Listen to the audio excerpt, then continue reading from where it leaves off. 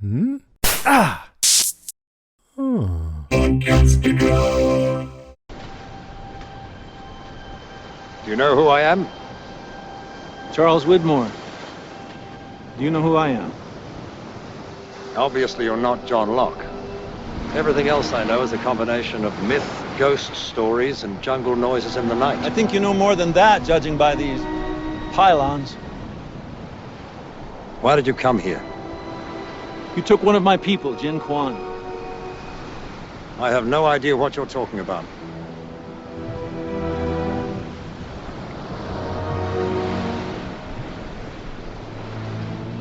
A wise man once said that war was coming to this island. I think it just got here.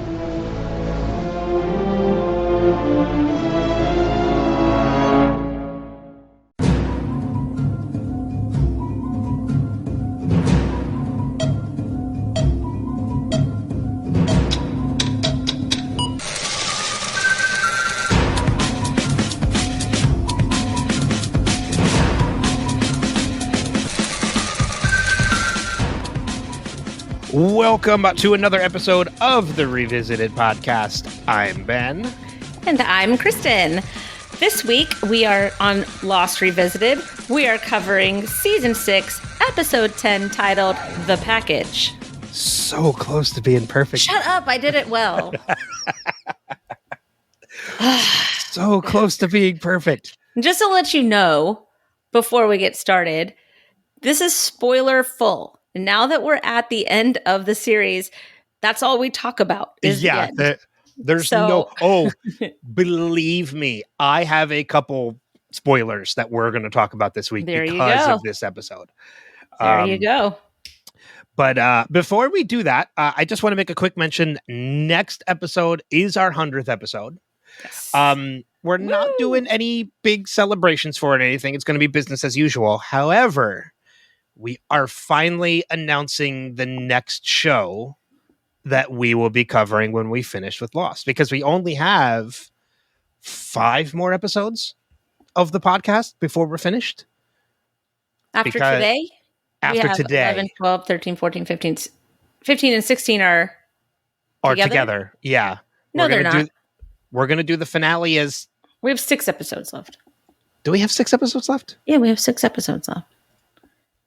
Okay, maybe I miscounted. I thought it was only 5 to 6. 5 or 6 episodes of the podcast left. 5 for sure, maybe 6. We're so precise. And yeah, until we wrap up with our coverage of Lost, and then we're going to dive into the next series. And so let me see. We have 11, 12, 13, 14, 15, 16. Oh, shit, we have 7. Uh-huh. I said at least 5. I said 5 for sure. No, because 16 and 17 are the same. It's the same finale. They just broke it into 2. No, 16 is what they died for. 17 and 18 is the end. Oh, okay. Which we will be covering together. So we were both wrong. Yeah, so we have 7 episodes left before we finish our coverage. And we are going to have a guest for the finale, too. Our friend Jason is going to be joining us for the finale, who was also on for our premiere. So yes, we are bookending the podcast, the series with Jason. And it's only appropriate because he is the creator of Podcastica. This is a shared Podcastica podcast. So, yes, I am on loan from Podcastica. So what is that? So what is that for you then with the movie swap that we're doing now too? Dude, I don't know. I don't know. You know what? I live in the moment.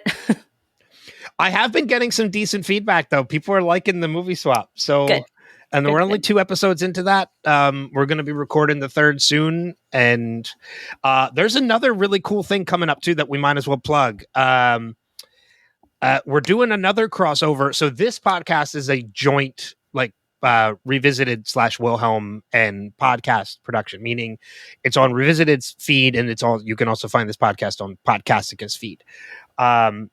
But we're doing a crossover episode with my Wilhelm podcast and Podcastica that you're going to be joining me for.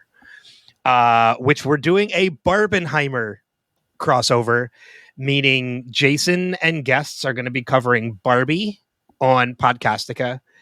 And Kristin and I are going to be covering Oppenheimer on Wilhelm. Which we've already seen, and it's so hard not to talk about it. So until we record, and we've already failed in a couple of respects. I'm already telling you right now, it's my recommendation for the week before we even get to that part of the episode. Yeah, mine too. We'll just repeat it. But yeah, it's going to be a two-part crossover episode, which is kind of cool. That we're covering both movies in 2 different episodes with 2 different casts, but both episodes will be on both the Wilhelm feed and the Podcastica feed. So it's a cool little thing we're doing that we're looking forward to doing. Yes. I'm just excited to cover Oppenheimer. I didn't care how it happened as long as I got to be a part of it.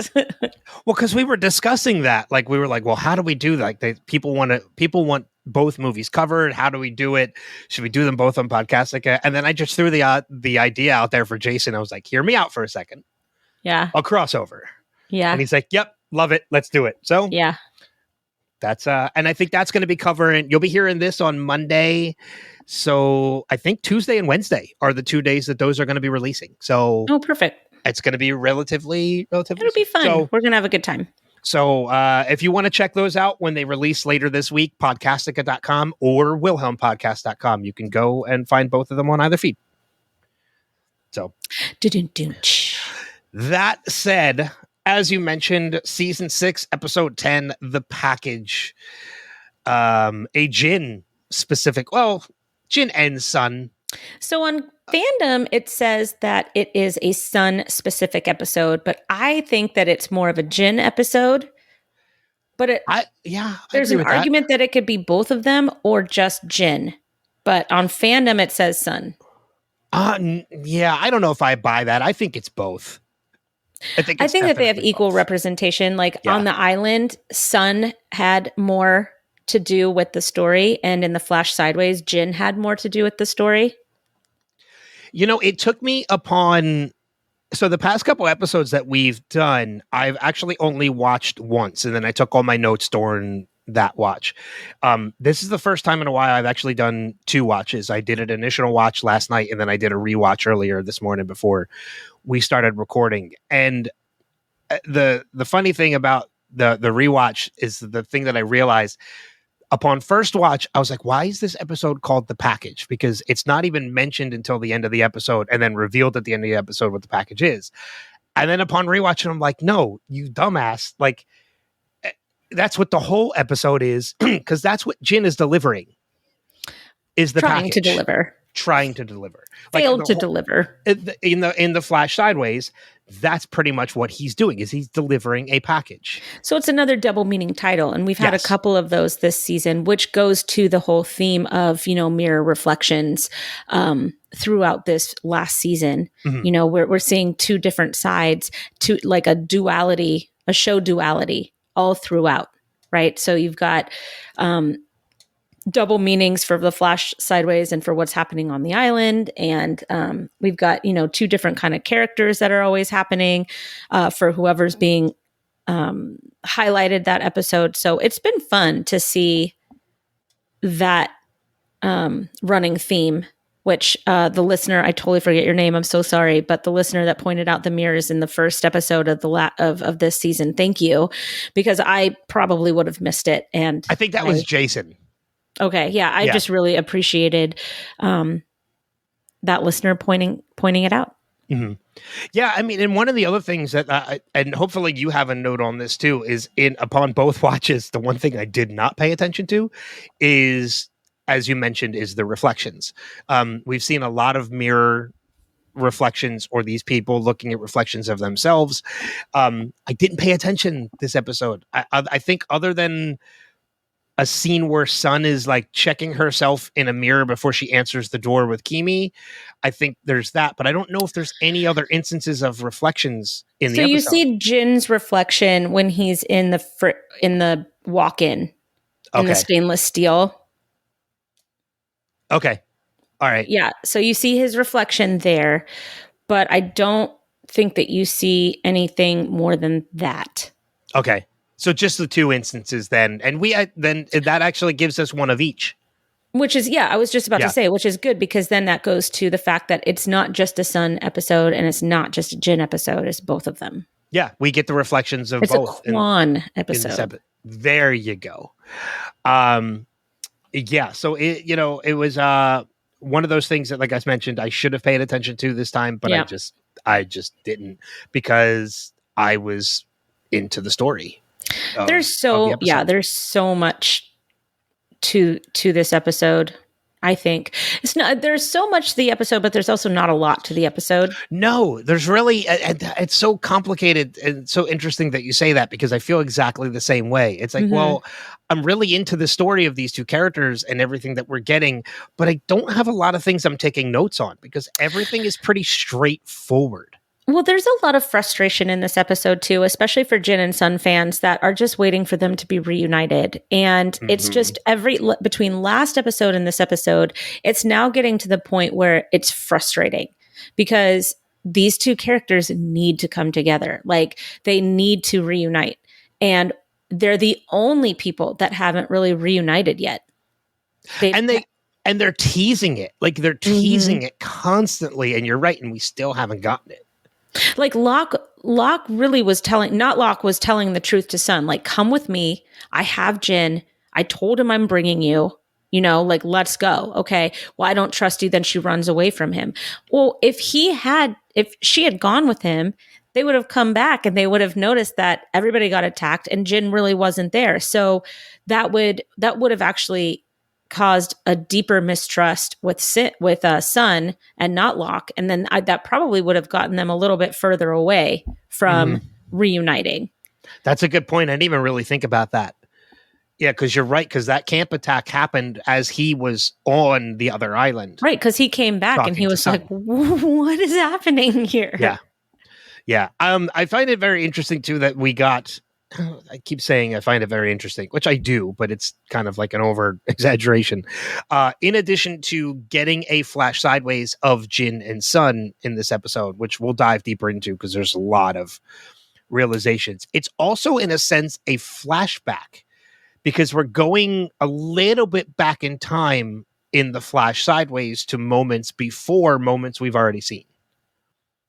Meaning we've already seen in Saeed's flashback.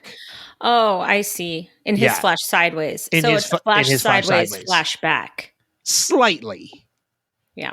Not too far back, but like we're filling in the gaps that we've seen. Right. So like because when you watch Saeed's episode, you're like, how is Jin in there? why is Jin in the fridge? Why is Jin in the fridge? But yeah, we get answers to those questions. So it's a little bit of a flashback, in a sense that it's filling in some gaps of some story that we didn't have yet at this point. Mm-hmm. So, yeah.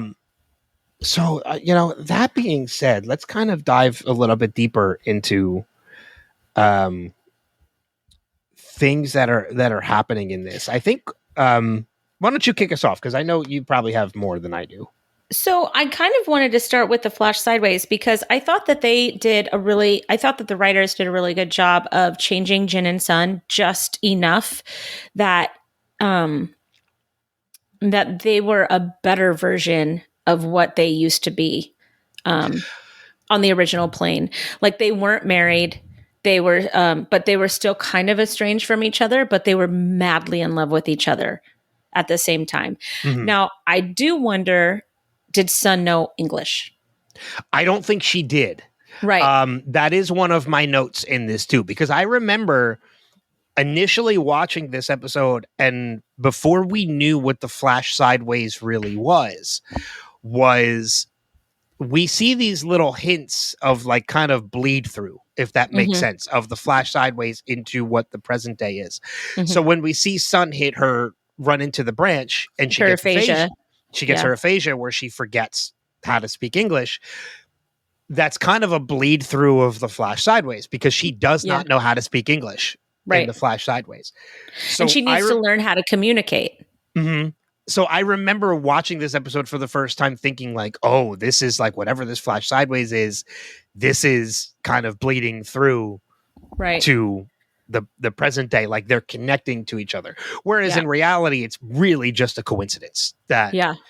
her Flash Sideways version doesn't know how to speak English, and she gets this aphasia where she doesn't know how to speak English. And I'll just put this out there now. I'm not pushing the Jack just sucks button this week. No. I was just going to say, actually, one of my notes was Jack finally nails his bedside manner. That's my note too. My note had it this entire time. My note is Jack's bedside manner because it comes back. And he's so sweet and kind. He's tender when he checks Sun out. He assures her, that it's temporary. He finds a solution for her. He reaches out his hand to say, "Come with us. Are you with us?" Seriously, like good job, Jack. Way to go. Yeah, his bedside manner returns. Yeah, and I had to make a note of that because you're right. Like he's very kind. His voice is very comforting in the way that he's speaking. He's telling the story about a previous patient to kind of relate to her situation a little bit, rather than just saying, "Here's how it is. It's going to fix itself." Like instead of being very stern and straightforward. Instead of being Jack. Yeah, he's being very, very nice. Like he's actually comforting. He's being a doctor. Yes. So I had to make that note that like we have no reason to push the button this week. Yeah, I agree. So apologies to anybody who might enjoy it. Well, I love the button. I know you do. But I love that button. We have no reason to push it this week. Kind of a bummer, but you know what? Also good. Yeah, exactly. Yeah. So I kind of broke away from the story to bring that up. No, it's fine. But going back to the Flash Sideways, I do love the link between Sun's aphasia on the island and Sun not being able to speak English when we know in the flashbacks that she could speak English. Sun wanted to run away in the flashback, but in the Flash Sideways, she wanted to run away with Jin. In the flashback, they were married and they were in like this loveless marriage because of Sun's father. And in the Flash Sideways, they had a secret love with each other that they didn't want Sun's father to know about. Instead of being, Sun's father's hitman, like in the flashback, he was the one who had a hit out on him in the Flash Sideways. So I did enjoy those little changes. I thought that they were really clever. And it made Jin and Sun's story that much better because it didn't have them revert back to the beginning. It still had their evolved relationship, which is good, which will make the whole finding each other and getting their memories back at the end much better. Yeah. I mean, and also in regard to what you mentioned about like seeing a different version of Jin and Sun and the way it is, it's almost like I don't want to call it a reflection because a reflection is seeing yourself, in the same terms. This is kind of like I want to say mirror? maybe opposite, an inverted reflection. Yeah, like the mirror effect. Yeah, in that like we're seeing.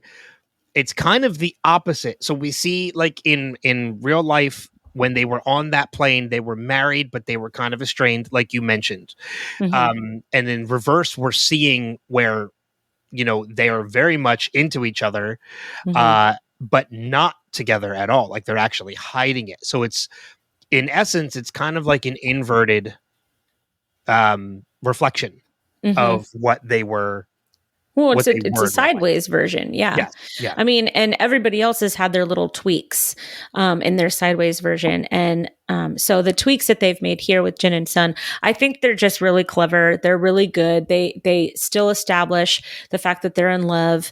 And I think that it's a shorter journey to get to their end game than if they were to have their relationship be exactly as it was in the flashback.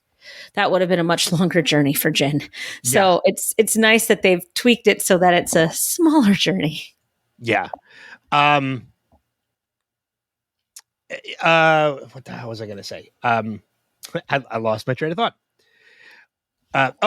So I mentioned before, like, going into spoiler territory.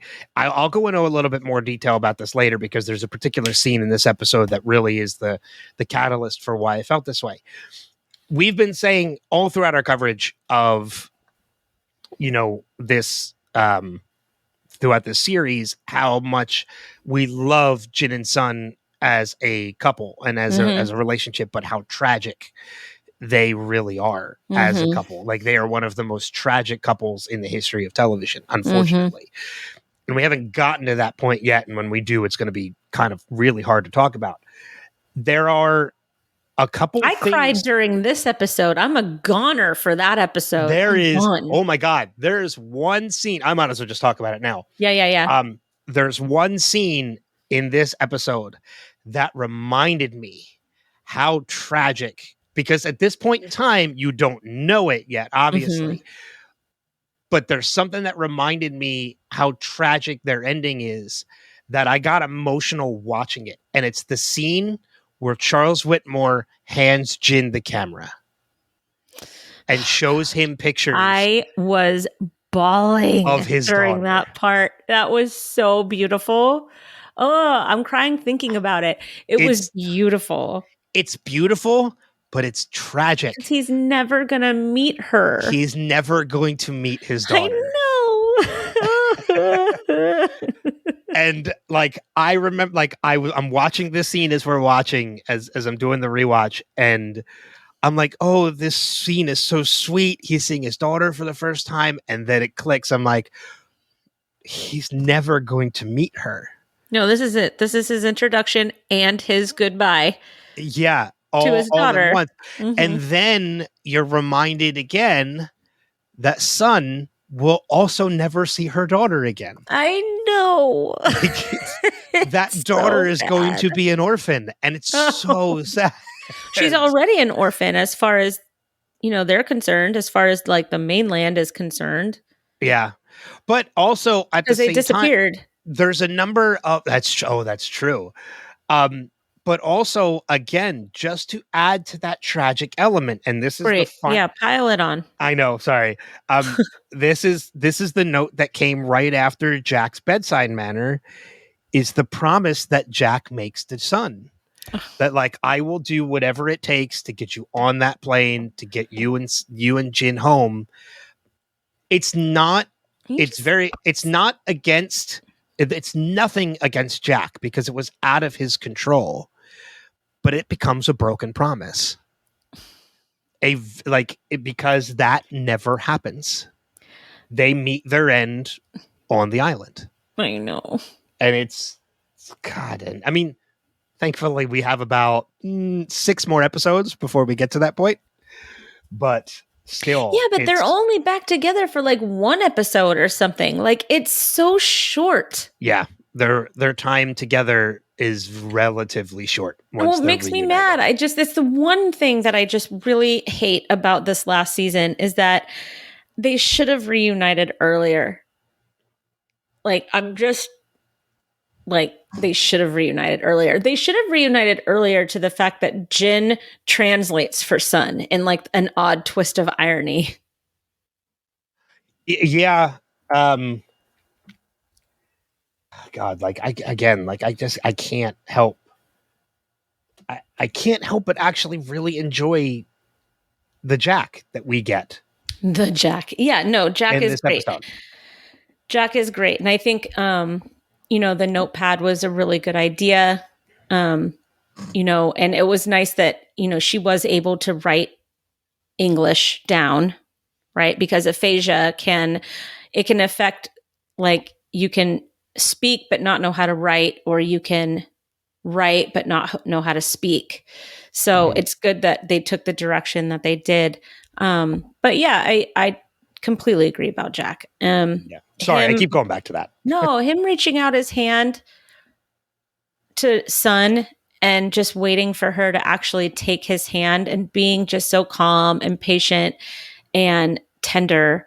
It really showed that he has grown in the last couple of episodes, because even Jack from like 3 episodes would be like, son, we don't have time for this shit. Come on, let's go. Yeah.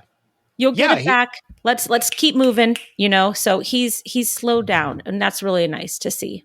And I think that has a lot to do with him becoming the man of faith that we mentioned before as well. Like, he's kind of just everything is going to happen the way it's supposed to happen. We're not going to force it. Like, I think it was the dynamite scene with Richard. I think that's when he's like, "Yep, I'm here for a reason. So let's just let's just get this going." Yeah, exactly. Let me see. Let's take a look at my notes here for. If we can stay with Sun for a moment. Oh yeah. So probably my favorite Sun moment of the entire series is in this episode, and that is when she gives that really powerful Korean speech to Richard. Mm-hmm.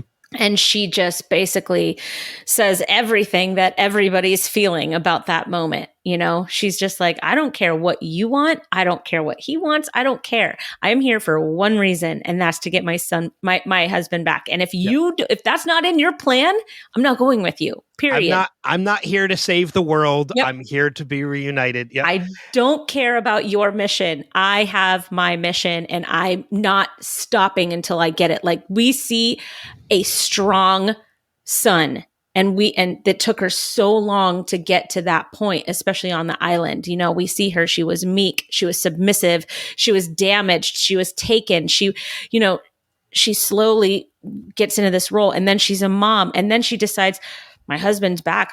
I got to try everything I can. And her resolve this entire season has not changed. It's just gotten more and more powerful. And I think that we really saw a fully evolved Sun, and it was beautiful to see.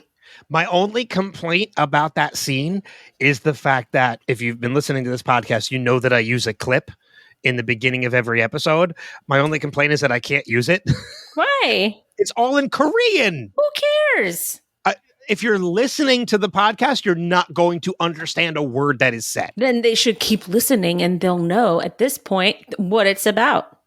Sun doesn't want to save the world. She wants to get her husband and save her family. There you go. I can't use that clip as much as I would love to. I can't. Because people are going to be listening like, I don't understand a word she's saying.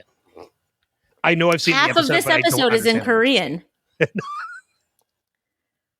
What are you going to have? You're going to have Miles and Hurley? Is this your fault? Yeah, dude. Sorry. Oh, I thought you meant this podcast episode. I'm like, it is? Okay.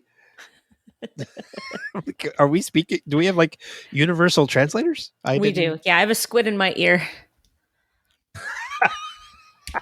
Mine's a towel. Oh, no. A babblefish.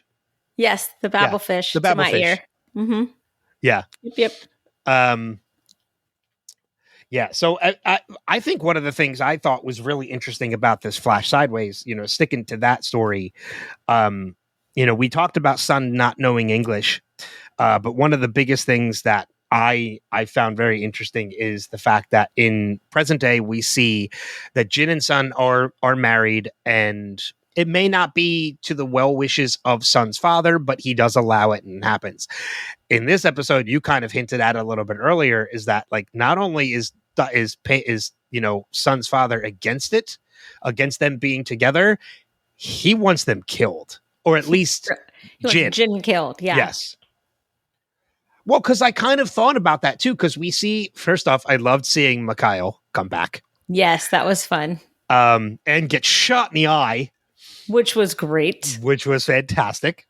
Reflection of the real life. And it was the same eye that he had his eye patch. Yep.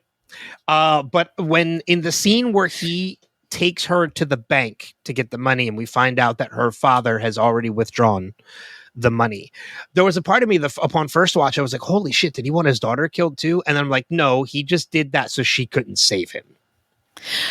So that they couldn't run off too. That too. But yeah. I mean, I think it was the surprise mostly that Sun thought that nobody knew about this account. Mm-hmm. And it's a reminder that her father not only knows everything about her, but she'll never be able to escape her father. It's like that reminder that her father pretty much owns her life, which goes with the imprisonment theme that we see so often in this show. So Yeah. Um, Sorry. no, that's okay. Yeah, like again, like I feel like I'm kind of staggering over words and such and taking long pauses, but that's because as we kind of mentioned in the beginning of this episode, there's a lot of story being told, but a lot of it is not over complicated. Well, it's a lot of it. Yeah. I mean, we see some callbacks. Like we see Room 23 has been revisited here, right? Mic drop. Mic drop. Dropped my pen. So yeah, we see room 23 again. We see the pylons, which we know what that's for. We see Mikhail get his eye blown out. We see that Sun gets shot and she says that she's pregnant. Well, 3 years ago on the island, she also had trouble with her pregnancy, and it was a matter, and Jin had to save her again by getting her off the island. And in this case, he's going to try and save her by going to the hospital, which we see her in a previous episode. Sun was at the hospital being wheeled in. In an earlier episode, I forget which one it was. We see Kimi for our third and final time. And we have now watched Kimi die 3 times in the series. Once on the island and twice in the Flash Sideways. I mean, it's the same death in the Flash Sideways, but we see it from different perspective. Although we don't see it in this one. No. Well, actually, no. We kind of find out that he survived Saeed's attack. That guy was on his way out. Oh God, yeah, yeah. That he was not leaving that kitchen floor. That was where he was going to die. Look behind you idiot. Kimi plays such a great character because, you see him when he learns that Omar has bopped Jin in the head. And he's like, details, man. What are you doing? He's like, I'm so sorry about that. And he's being all tender and wonderful. And at the same time, he's like, dude, your boss wants you dead. Like that money, that $25,000 was for me to kill you. And like, Jin has no idea what he's saying, but he's saying it in like this really kind and tender way, to the point that Jin says thank you at the end, which is wonderful. I mean, we're seeing a different Jin, but I don't know how to explain it. Like it's how can I put this that it would kind of make sense. The Jin that we see in real life is definitely, I feel like the Jin that we see in real life would fit more into the Kimi role than he does in the Flash Sideways. Like you would almost You mean think Island Jin? Current? Yes. Okay. In real life, in the past, like when they were on the plane and they got, I would feel like almost Jin was being there. Actually, no, that is the case. If we remember correctly, he was being Jin was the one being sent to send a message, right? Yeah, to send the message. So that's the other mirror reflection. Yeah. Yeah. So I was actually right on with my thought in that, yes, like he is the one that was being sent to deliver the message, whereas in this one, the message is being sent to him. Well, it's so funny too, because we really haven't seen this many examples of a blatant reflection from the past plane and the sideways plane, right? Like there's been these subtleties along the way, but I feel like this episode is really in your face about just the differences that they have in their relationship and in their end game and what they're supposed to be doing in LA. Like everything has changed, but it's subtly changed. Yeah. So I think that's cool. Yeah, I do too. And it's, again, like there's those subtle changes that you mentioned, but they're so dynamic of changes in their subtlety that they make such a huge difference to what these characters are in the Flash Sideways. Mm-hmm. They're minor changes, but they make a huge difference. Yeah, I would agree with that. Let me see. So you kind of already brought up Room 23, which was really not a lot to talk about with that. It's just a revisit. What do you think the purpose of that was? Because it was supposed to be about subliminal messaging, and it was a test to see if subliminal messaging actually worked on people. So, I mean, were we supposed to take something from that? I would say, like, yeah, it's funny because we say this so often on this podcast that like everything they do, they did for a reason. So Right. you're right. Putting him in room 23 with that subliminal messaging where Jin actually activates it and turns it on and we see it again. We're revisiting that room for a reason. What is the reason? What is the reason? Like, I don't know.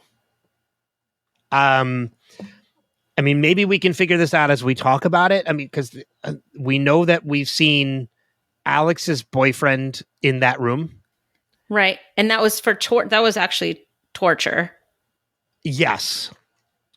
So what could be some of the connection to that? I don't know, because he's being held in that room, but he's not strapped down to the chair.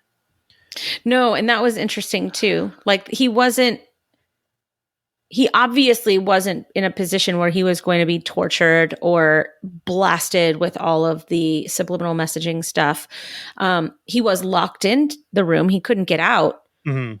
But yeah, he wasn't tied up like Carl was, because we've seen what that room does. We know we're reminded when Jin pulls up the lever, we're reminded, oh yeah, Carl. Like, I don't know about you, but I was like, oh, I know where we are. But then when he like flipped that lever, it like blasted me back to poor Alex walking in and seeing Carl and what was going on with him. And so that was really, that was an interesting little flashback, callback in that moment.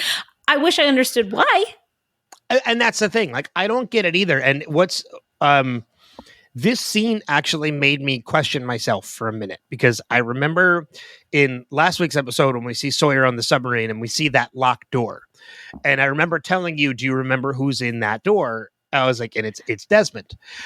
For a minute this episode, I questioned that. I was like, wait a minute. Is this room that Jin is in, that room on the submarine, and he's the package? And then he hit the switch and we saw the subliminal messaging, and I'm like, no, he's not on the sub. He's at the Dharma compound on the island. Well, that room was also way too big to be on a sub. Yeah. Yeah, exactly. Because I think the room in the sub, we don't actually see the room on the sub. We just know that it's you're right. It's on a submarine, so we know it's basically like a closet. Right. Exactly. Well, it's a submarine. Exactly. You're not going to get this huge room just for subliminal messaging. But for a moment, I did second guess myself. I did too. I was like, wait a minute. Maybe Desmond's not in that room. And then we find out by the end of the episode, no, Desmond is the package. And Desmond was the one that was in that room. Poor Desmond. He's got an ordeal ahead of him. Well, luckily, we're going to find out more about that next week, which is great, because I love seeing Desmond. Desmond's backstory, Desmond's Flash Sideways begins next episode. So let's switch gears a little bit and talk about the confrontation between Knotlock and Charles Widmore. Oh boy! Because I feel like these are two characters that obviously have this intense history with each other, but it seems to me that they've never fully been confronted with each other. They know who each other is, and they know what each other is capable of. Mm-hmm. But Charles Widmore says that really interesting thing where he says everything else, he goes, I know that you're obviously not John Locke, and everything else I know is a combination of myths, ghost stories, and noises in the jungle at night. And so I think, for Charles Widmore, this is like a big moment for him, because he's finally being confronted with what exactly is going on the island, with what this darkness is. And Knotlock looks at Widmore and he's like, seems to me that you know enough, because you have this stuff that's up. Yep. Yeah. Do you think that Locke knows Charles Widmore is the same like Charles Widmore from like all the years? Oh, I'm sure he does. Okay. I'm almost positive that he does, because you're right. Like, he knew about the pylons, which the pylons we know from were around Dharmaville as well. Even though Charles Whitmore was not in Dharmaville, he was with. He was another. He was an other. Exactly. What I really find very interesting that, with Charles Whitmore and that whole conversation between the two of them, and then also continuing on with that, where he's talking to Jin about everything that is happening, about like knows who John Locke is or what John Locke is. If he gets off this island, it doesn't matter, because everything kind of goes to shit. Mm-hmm. That conversation really puts into perspective something that not Locke, Charles Whitmore, and even Jacob are so full of their convictions. They all three of them are dead set believe that what they are doing is the right thing to do. Yeah. Yeah. That they're completely blind to anything else. And in that way, it makes them almost villainous characters as a result. Yes. Because they're unwilling to see beyond their scope of what they're doing and what they believe to be is right. Mm-hmm.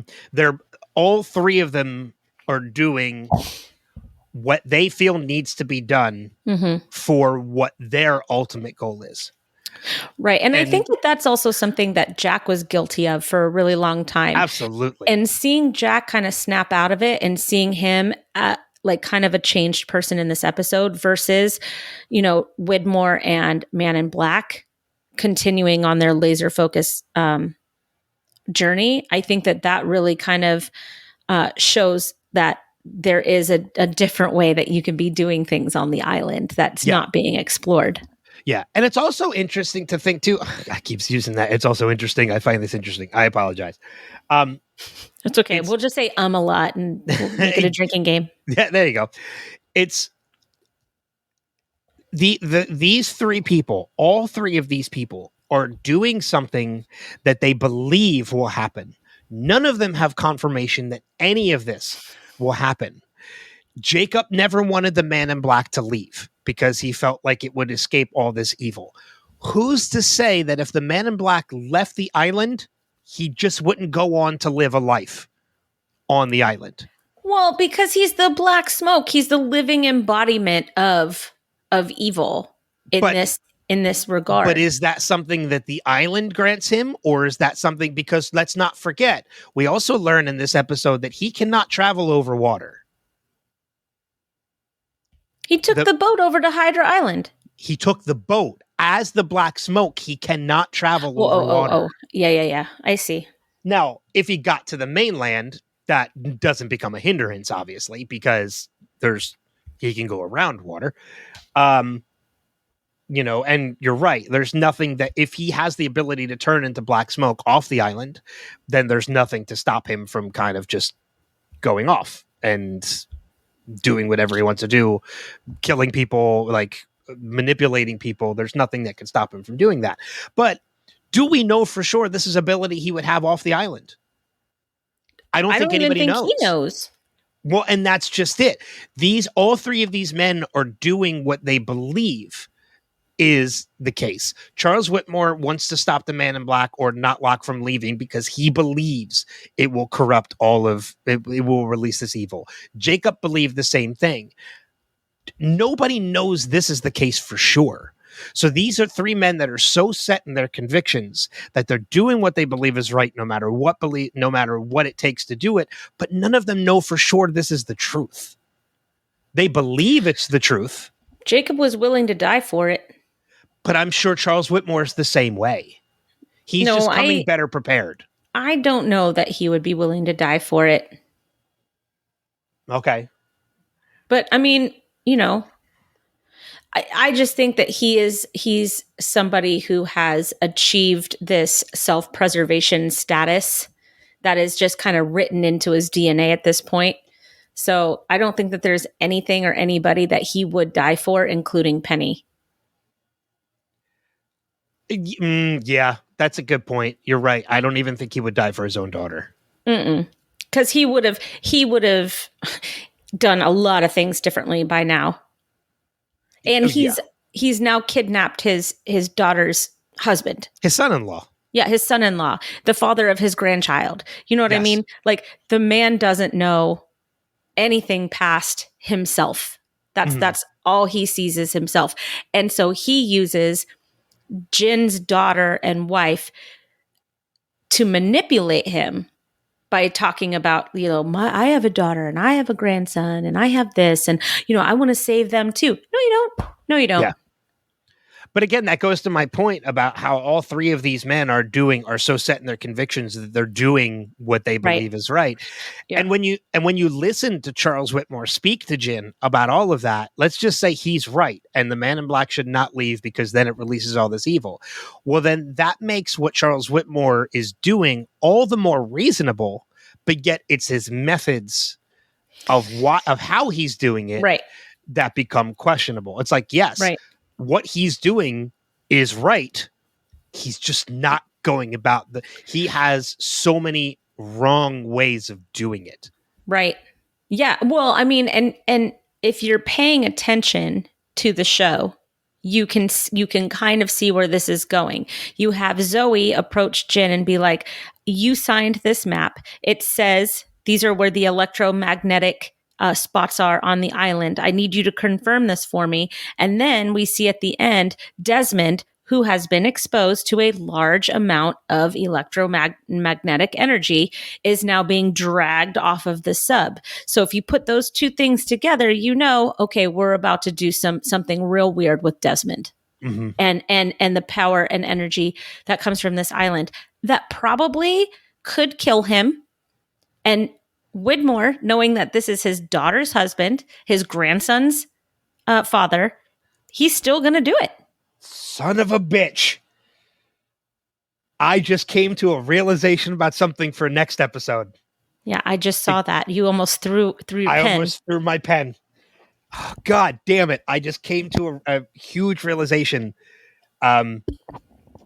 in that you're right, because Charles Whitmore is about to start doing experiments on Desmond.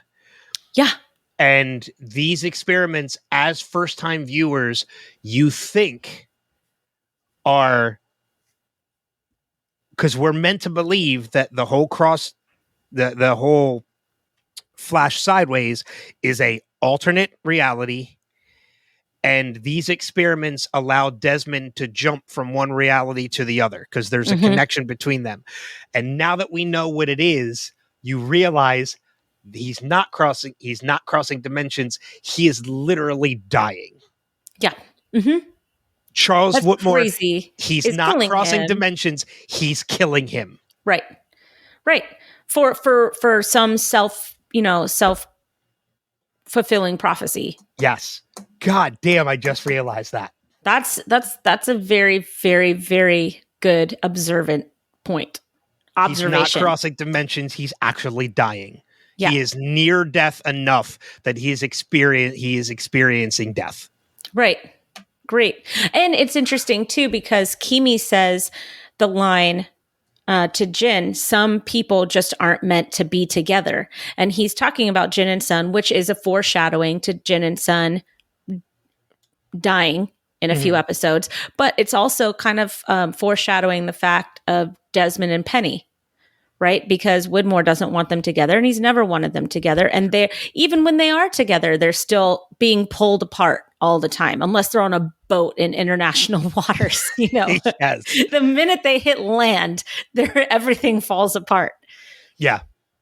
Yeah. So it has a lot of double meanings there, And then you look at Sawyer and Kate, and two people that aren't meant to be together. You look at the conversation that Knotlock had with Claire about Aaron. Those are two people that may not, they're not supposed to be together. So, I mean, that's a big theme, I think, for the whole episode, where we only see it for Jin and Sun, but you could really apply that kind of at anywhere in the episode. Even Richard, coming off of Abaterno from last week. Mm-hmm.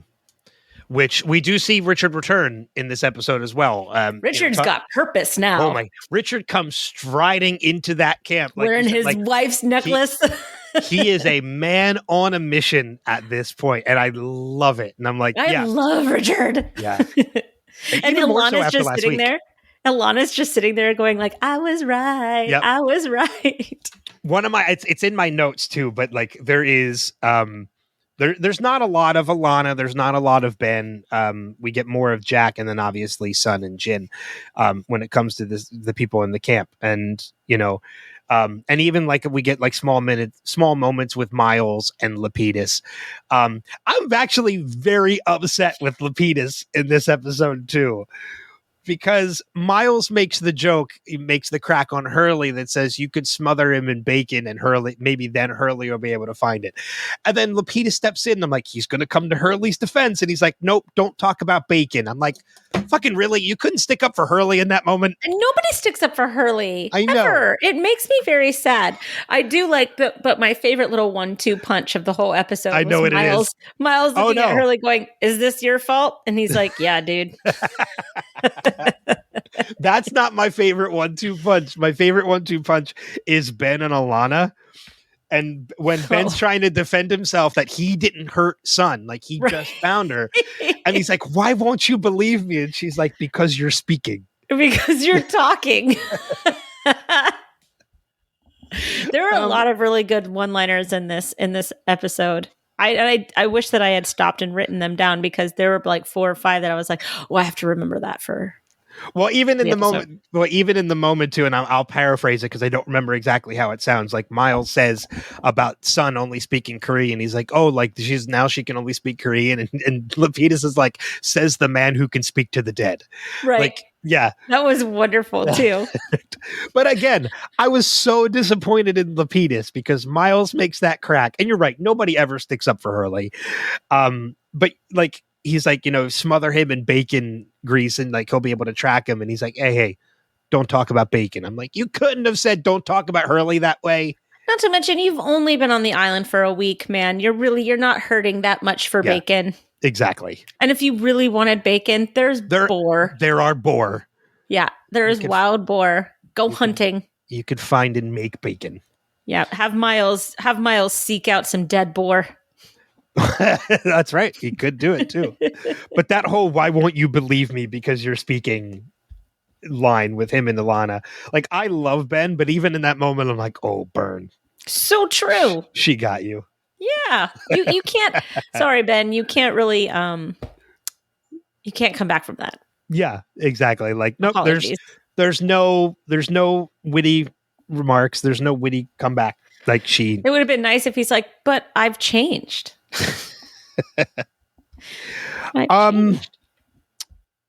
The only other we've actually covered a lot of the notes that I have on this episode. We talked about the camera already and the loving but heartbreaking moment that provides. The only other note I have on my end, and then I'll turn it over to you if there's anything else you have, is I want to talk about Sayid for a minute. Oh, sure, yeah. Because there's that moment in the beginning of the episode where Sayid admits to Notlock, like, I feel nothing, and anger, happiness, like I have no emotion. You've been scooped out. Yeah, and we know that this is all the effect of everything that Sayid has been put through. And then Locke kind of puts him on this mission. Like, are you a good swimmer? Wrap this gun in plastic because he's going to be the inside man. We already know that this meeting with Whitmore was nothing more than a distraction than to get Sayid in to kind of infiltrate everything that is happening in that camp. Mm-hmm. So much so that by the end of the episode, we see when they're leading Desmond out of the sub and Desmond falls on the dock, Sayid is sitting in the water. He has infiltrated. He's getting ready. He's kind of keeping an eye on everything. Sayid is so stoic in that moment. He knows Desmond. He has not one bit of emotion on his face. He's not surprised to see Desmond. He's not worried about Desmond. He means what he said in the beginning of the episode, that he is nothing more than an empty shell at this point. Right. And Desmond, can you imagine Desmond's been like holed up in this sub? Looks like he's been totally drugged, right? And Zoe even says that she gave him too much. Mm-hmm. And can you imagine, like, he wakes up and he sees Saeed's face in the water? Like, that's the first thing that he's seeing. I would be totally confused too. Like, he had this look of just confusion and horror on his face. Like, how did I just get here? Yeah, but not only that, the fact that he is that empty shell and he has no emotions, it also means that he's never going to divert from Notloc's plan. It makes Sayid the perfect soldier. Which is why for him. Locke made sure that he was like that. Mm-hmm. You know, it serves not Locke's purpose. And I think it kind of became a hindrance to Claire because Claire was that person before, but she's kind of coming around a little bit because she even questions, well, you don't need me if I'm not a candidate. My name was not on that wall. You know, which means I can be on the plane or I don't have to be on the plane. She's starting to worry, which is an emotion. Well, not Locke slaps her and she falls to the ground. And I feel like it's almost like slapping sense back into her. Like she was like knocked back into who she really is, you know, because after that, she's apologizing to and thanking Kate for saving Aaron. She's worried about whether or not she is going to see Aaron. She looks very troubled, whereas before she just looked like blank, you know? She was an empty shell like Sayid. Right. So it's very obvious that to me that turning point was a couple episodes ago when Locke smacked her and she fell to the ground. So right. So I mean, it's like not Locke has decided to slap her out of his hypnosis or something. I don't know. Do you think he decided to do it or Maybe he did it unintentionally? Oh, that's a good question. I think maybe he did it as a reaction, not realizing this is kind of going to knock her out of this. Interesting. Yeah, maybe. Because why would he want to? Why would he want her to come around when he has somebody on his side? Why would he want one less soldier? Exactly. Right. I think it was unintentional. I don't think he meant to make her kind of come around, but in striking her, he did. But that also means at the same time, like you said, that happened a couple episodes ago, and we've seen her kind of come around. She's apologetic to Kate. She's worrying about her own place in this now because she's not a candidate. It kind of at the same time gives you hope that there is hope for Sayid. Because if Claire can come out of it, Sayid can come out of it. He's not he's not completely gone. He's not a total hopeless case. He can be revived, and spoiler alert, he is. He does come around. Right. It ultimately is at the very last moment before he meets his own end, but he comes around. He does come out of it. Yeah. Interesting. So I just found that very I found very interesting. I was trying not to say it, but you said it for me. That, you know, that in those moments where we see Desmond and we see Sayid in the water, it's like, you're right. He's an empty shell. He has no worry, which means there is no motivation to save Desmond. He is there for a job, and that is it. So not having those emotions makes him perfect for that job. Right. Which is why he was assigned that job. Well, he's really the only person in Not Locke's camp that could have done it. Because nobody else is in that state other than Sayid. No, but I mean, if Sawyer would have done it just because he would have been furthering his own agenda. True.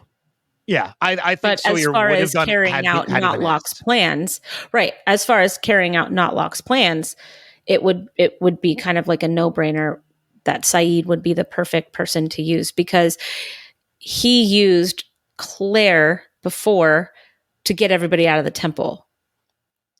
Well, yeah, but not only that, too, Sawyer is still a little bit of a wild card at this point. I feel like he's playing both sides, but I feel like he's also being played by both sides because those people, like when Zoe and the others came in and tranked the camp, Sawyer was, if he had a plan with Whitmore, either he didn't tell his people or his people didn't care because Sawyer was tranked just along with everybody else. I think that his people are inept. And we've seen clues on that, right? I don't like Zoe, by the way. Me neither. They took Jin when they weren't supposed to. They gave Desmond too many drugs. They took Sawyer when they weren't supposed to. Ooh, good points. So I think that he has a very inept crew, and it's a matter of him kind of playing like damage control for more than he bargained for. I mean, maybe you're right. Because again, like, we don't remember. We talked about this last episode. We don't remember what happens to Whitmore. That's a wait and see for us, because I don't remember at all. And I haven't dug into that at all. No, I don't remember if he survives. I don't remember if he's killed. Like, I don't know. Maybe he has no closure. You're right. But I mean, maybe the fact that, because it is revealed that, like, Whitmore was like, why is Jin here? Which means you're right. He didn't know that they were going in to take him. He said, we weren't supposed to do this for a couple more days. Like, we have a tight time frame that we're supposed to do everything. And his crew is just like, well, we saw an opportunity. Fuck you. I mean, what? Yeah. It was weird.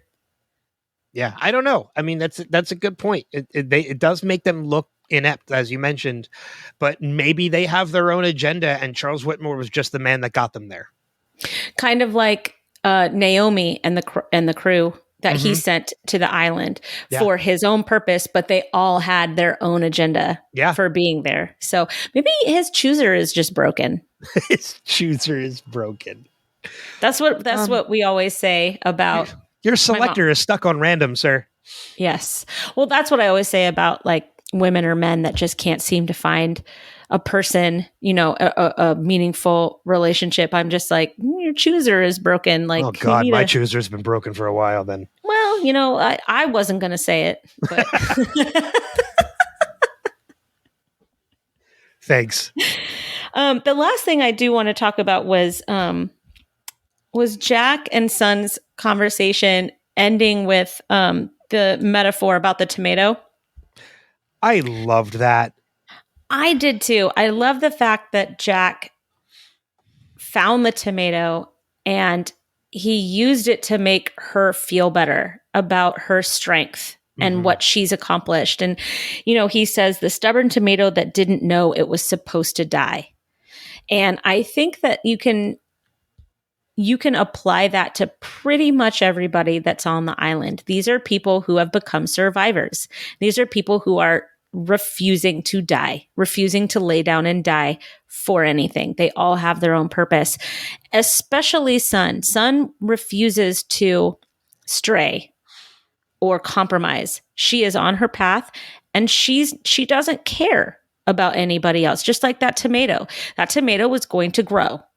Despite everything else dying, that tomato was going to grow and it was going to thrive. And I feel that really is a representation of not only Sun, I mean, especially Sun, but I mean, you could apply that to just throw a dart, on the beach. It applies to all of them. Yeah. Well, Sun is, I mean, we've talked about characters that have had the biggest arcs. And, we've talked about Sawyer, who has a very large character arc. We talk about Ben, who's more of a waveform than an arc, because he's up and down and up and down, up and down. Not even a wave. He's like sharp angles up and down. Yes. I mean, and thankfully he is a character that ends on a high point rather than a low point. But Sun is another one whose character arc is incredibly huge. Yes. And actually, I take that back. Like, we talk about character arcs. It's kind of like my whole analogy of the love triangle. It's not actually a love triangle unless all three people are in love with the other two. It's more of just a love angle. Character arcs also, I kind of feel like, are the same thing, because in an arc, there's an up and a down, meaning they have to end on a down for it to be a complete arc. Or they have to end in the same spot they started for it to be an arc. Jaime Lannister. Yeah. Sun, Sawyer, these are examples of character inclines to me, meaning they started at a lower point, but they end on such a high because they become such stronger characters. And Sun is a perfect example of that, because Sun is I think she is the one character that has found a strength more so than any other character in this show. Conviction in her strength, for sure. Because you look at how she started. She started as this meek housewife who was kind of under the thumb of her husband And her like, father. and her father. She was, and now she is this incredibly strong, independent woman Mother. who, and a mother who has come so far since Mhm. this series started. And I love the fact that we kind of get a little bit of a reflection of that again in the Flash Sideways, in that scene with her and Jin talking about her top button, until you realize, nope, this is just Jin about to get some. Yeah, and also this is such a weird thing to notice, but the next shot of them waking up in bed was not the next morning, because Sun was in a completely different bra than she was when she was unbuttoning her shirt. So I did some digging, and I guess it's been confirmed by Lindelof and Coos that it had really been a week later. Oh, So okay. they had already been there for a week playing Well, I mean, house, and also because of the fact too that there is the champagne at the side of the bed, which was not there in that moment when they first started getting together. Maybe they got secretly married and we don't know it. Well, because I can't remember. And we do get that moment too where she tells Jin, let's just run away. And he's like, was this always the plan?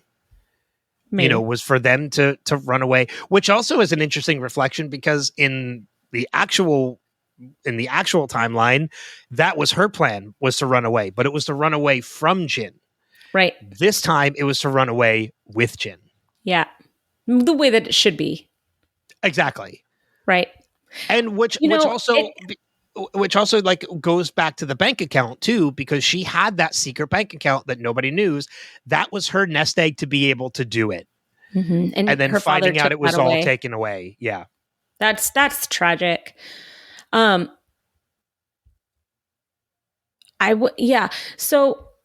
who do you think has the bigger character journey? Jin we'll call it a Sun? Journey. Yeah. Yeah. Jin or Sun? Oh man. That's a tough question, because they are both incredible journeys. And they're completely different characters. Yes, than right when now. they first started. Right. Because as we mentioned, Sun was this meek housewife who was kind of under the thumb of two people. Jin was incredibly controlling, and was stubborn in his ways. Also we see how they were in the flashbacks when they met too. So they've not only changed from the plane crash season 1 to season 6, but they've also changed from where they were before the plane crash. Oh yeah. You know what I mean? Their character journey started well before they even got on that plane. Right. Right. So they have had the longest journeys of anybody. Because a lot of the other characters, their journeys didn't begin until they landed on that island, and they were kind of forced to become new people. I don't know. I mean, when you look at Locke's journey, because Richard visited him so much as a kid because he thought that the watch meant something more than what it really meant, so he really paid attention to his whole life. Okay. Yeah. Okay. Well, I mean, but if that's the case, then you can say that for everybody from the moment that Jacob touched them. No, because Jacob didn't touch Hurley until he was. Yeah, but for Kate, for Sawyer, they were touched when they were children. Oh, that sounded so bad. I immediately regretted that phrase as I started saying it. Yeah, but I mean, so that's true. That's true. But I'm just talking about like just overall character journeys, just because we've seen so much of Locke too, with his struggle with his dad and the way that he grew up, his struggle with Helen, his struggle with his disability. But he kind of always had those same struggles that he dealt with. It was never really an incline or a decline. It wasn't until he had the ability to heal that I think his journey really started to take a shape. Well, he was always angry. He always had that underlying, like, seething, about to pop off anger. But he did have moments of happiness with Helen. He did have moments of complete despair with his father. But if we're just going to go on just pure character journey, I agree with you. Like, Jin and Sun do have the longest journey out of everybody as far as cohesiveness with the actual story. Mm-hmm. Because it's what got you to the plane ride, and then what evolved over the time in the island, what evolved in the 3 years that they were separated, and what's actually happening right now too has a big impact on their story. Yeah, exactly. The only other thing I don't think we mentioned at all, and this just clicked into my head, is that how this Flash Sideways ends, and that's with Sun being shot. I know. I don't remember what comes of that. I know she survives the Flash Sideways, but it's just a matter of I don't remember what the next course of events are. So who do you think's going to save her? Is it going to be Jack or Juliet? I didn't think about that. You're right. It could be Juliet because we have not yet met Juliet. She's an obstetrician in the Flash Sideways. Yeah. I think you might. I don't remember, but you might be right. Yeah. So it could be Juliet. It'll be one of them. Yeah. It'll be interesting to see too. Well, let's look at the big picture here and try and think about this, because I think it also makes sense too that we have a gunshot wound coming into a hospital. All gunshot wounds are investigated by law enforcement.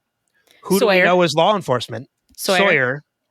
And we know that Sawyer and Juliet eventually do meet in the Flash Sideways. And Sawyer and Miles will be there. Yeah. But yeah, Sawyer. I think it makes sense that it's Juliet. And then they'll meet at the coffee house, and then she could say, we'll go Dutch. Yeah. I think it makes sense. Now, we could be totally wrong, and it's Jack. I don't care. I like where it's going. But I think it could be Juliet is the one that's going to save Sun. We'll find out when we find out, because who knows? It's so interesting that we make spoilers, but now we're also making predictions for episodes we've already seen. Because we haven't. This is the part that we haven't watched a lot. Like, I've only watched the last season like 3 times, and the last time I watched it was like a decade ago. So this has been fun. Same with me. Yeah. Same with me. Well, we talked about that. But I like it. There's some stuff we don't know. It's fine. We mentioned that before as we were wrapping up with season 5, going into season 6, we were like, all right, we're going into territory where we remember a lot, but there's a lot we don't. So we're rediscovering a lot of things that happen. Yeah. The people that do know are probably yelling, Des. Like I told Des. Yeah.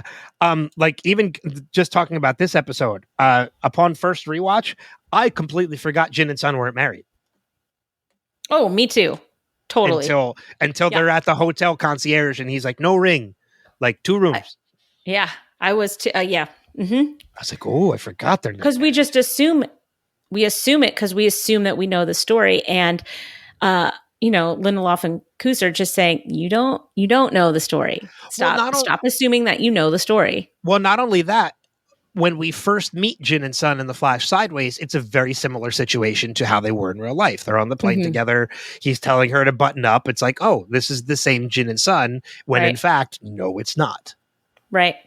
And I like it that he's like, well, people were watching us. And she's like, nobody was watching us. So, well, I mean, but I love the fact too, in that sense, when he says like, you don't know who was watching us.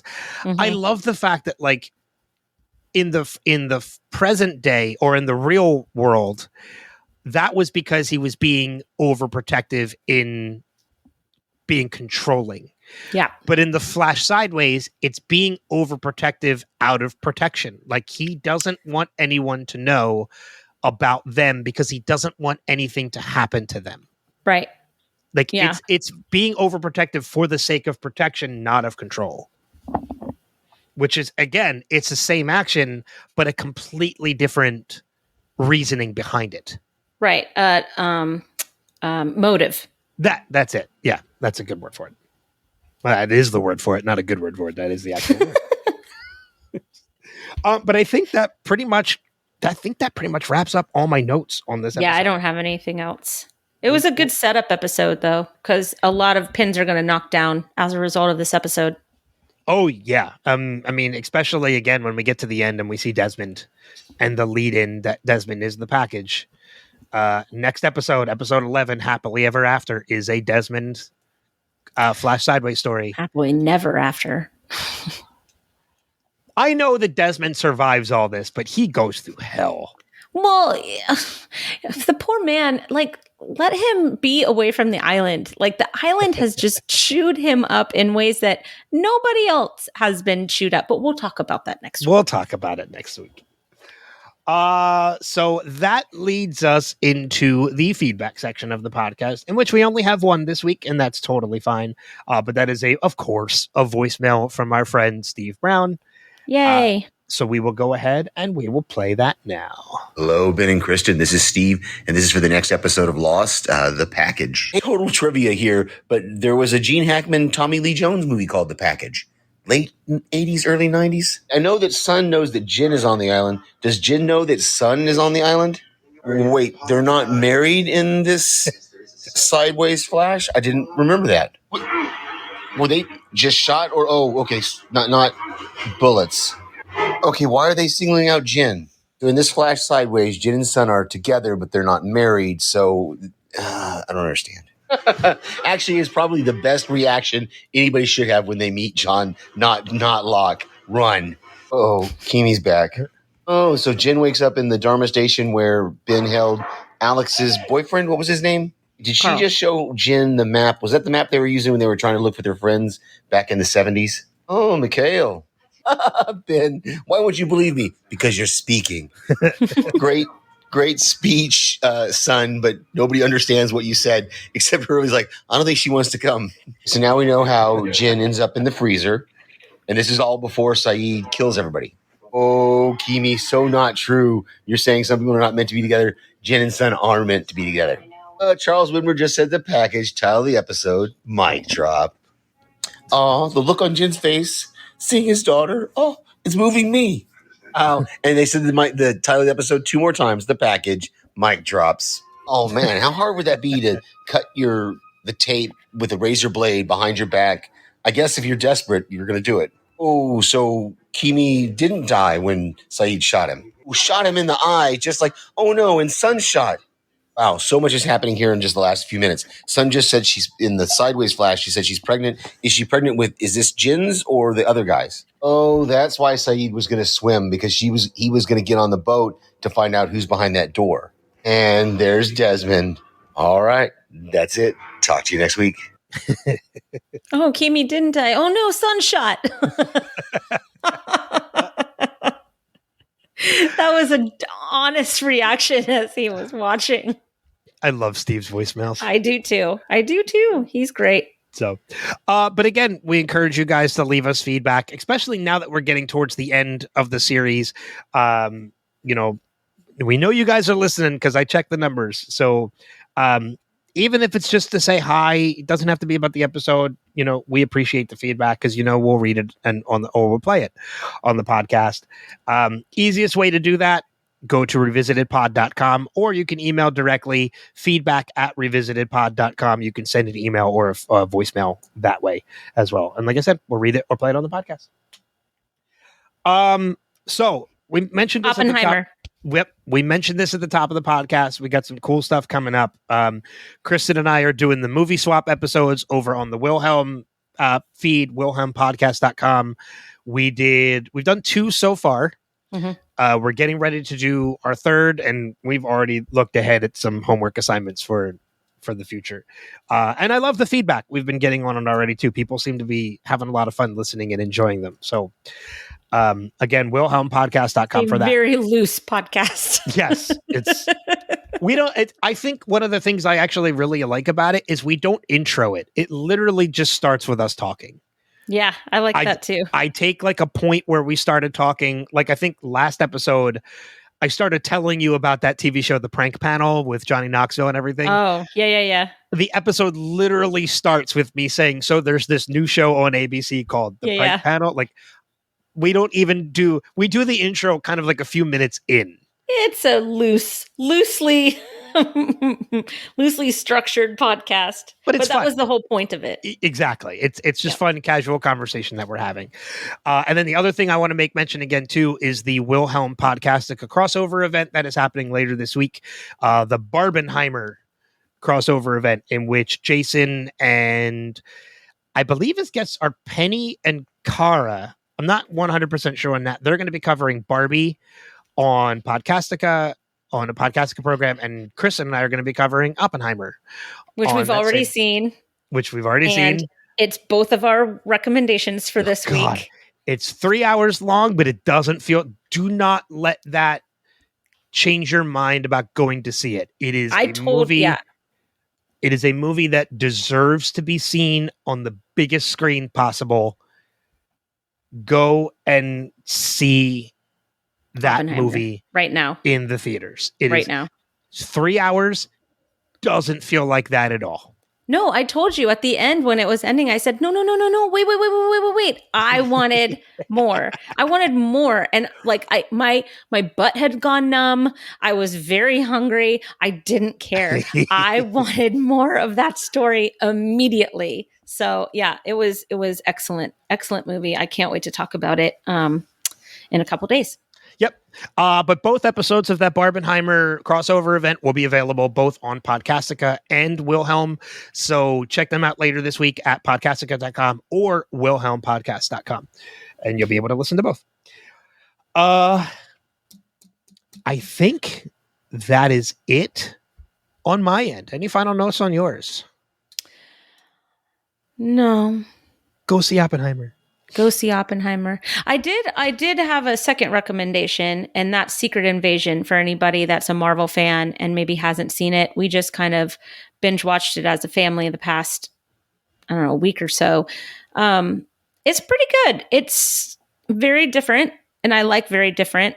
I like it that they have a new angle for the MCU universe. Mm-hmm. And the last episode is actually this Wednesday. So get all caught up. Yeah. The finale is this Wednesday, as you mentioned. Let me see. Do I have anything else I can recommend? You know what? I don't know if I've made this recommendation before too. This might sound like blasphemy to you, Kristin. I am a bigger Trek fan than Wars. Oh. And Star Trek Strange New Worlds is currently airing the second season. I heard that's fantastic. It is quite honestly one of the best Star Trek series ever made. That's and awesome. This second season has been fantastic. So much so, I haven't watched it yet, but at the time we're recording this, they released episode 7 of this series early. They screened it at Comic-Con this past weekend. And because they screened it at Comic-Con, they decided to release July. Yeah. Oh yeah, because Comic-Con was this past weekend. I totally forgot that it was July. Whoops. So they screened episode 7 at Comic-Con this past weekend, even though it's not supposed to air until Thursday. They released it early because they screened it at Comic-Con. And it is an episode I have been waiting for a while. There's another Star Trek series called Lower Decks, which is an animated series. It's a comedic animated series. They did a Strange New Worlds Lower Decks crossover. Oh, fun! In which two of the characters from Lower Decks, the two main characters from Lower Decks, cross over into Strange New Worlds and become live action. I was going to say, are they live action? And they got the two actors that voice them to play the characters on Strange New Worlds. Very cool. I haven't watched it yet, but I've heard from a number of people who already have. Like, it is a funny, emotional episode. Awesome. So I'm going to be watching that later today. And then also they just revealed at Comic-Con that for the first time in franchise history, later this season, there will be a musical episode of Strange New Worlds. I hate musical episodes.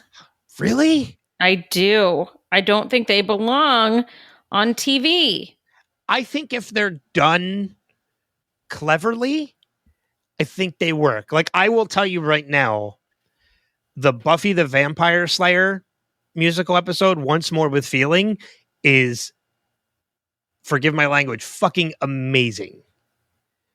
Like, so much so they have put the soundtrack out on vinyl. Like, they've released the soundtrack. It is, and it's cleverly done because it is a demon that causes all of this. Well, I mean, Grey's Anatomy did the same thing. It was done through a head injury, right? Which is why everybody was in song, because it was a head injury. It was still stupid. I don't know. I'm looking forward to the Star Trek episode where they do it. That's okay. I'm just giving you my opinion. I get it. People keep making musical episodes, so obviously there's an audience for it. I'm just not that person. I get it. I love musicals. But yeah, musical episodes that just don't belong in a series, Do you know you gave me a musical for homework last week, or 2 weeks ago rather. I'm trying to think of one to give you. So I'm going to ask you if you've seen this. Okay. And if you haven't, do not watch it because it will eventually become a homework assignment. Have you ever seen The Producers with Nathan Lane and Matthew Broderick? Yes. Okay, then I can't make that your homework assignment. Damn it. I will find a musical you haven't seen. I will find one. So, okay. Then if that's it and there are no final notes. I have one more thing to say. If anybody wants to join a fun like pop culture group on Facebook, there is a Podcastica group. If you would like to join it, that's where we post a lot of feedback. That's where we talk about a lot of stuff that is separate from the podcast. So if you want to go ahead and join on Facebook, go ahead and look for Podcastica group. You know what? We don't plug Podcastica enough. We're totally guilty of that. And we really should, because again, this is a shared podcast with Podcastica.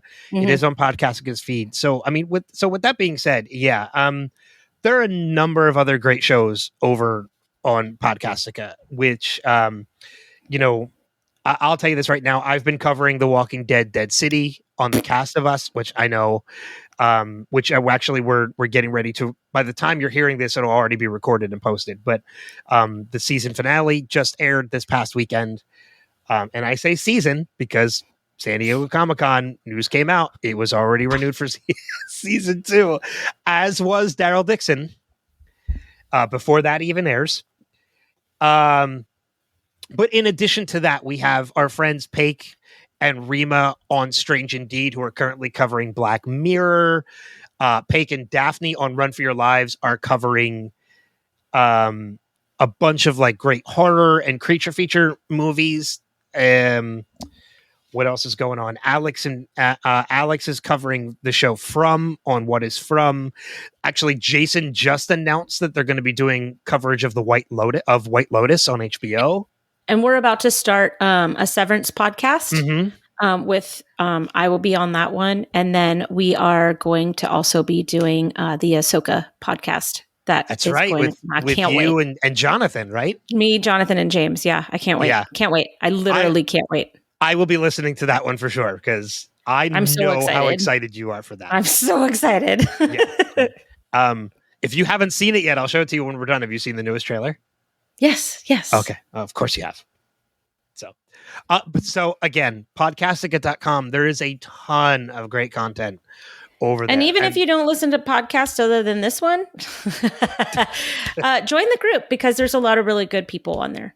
Yeah, exactly. There's some, not so good people on there, but it's mainly 99% good people. And there's a lot of chats that are over there too.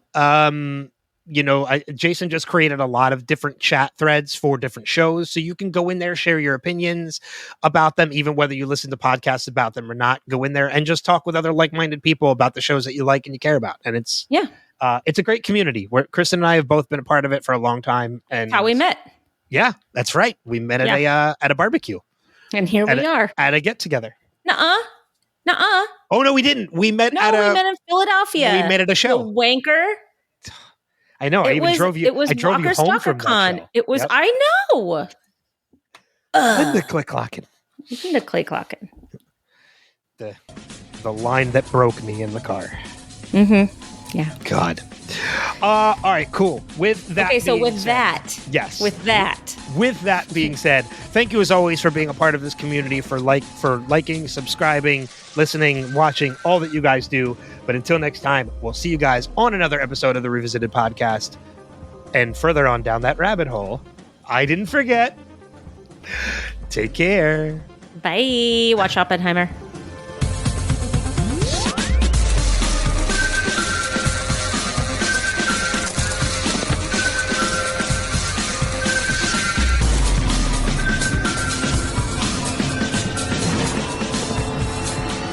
We have to go back, Kate. We have to go back!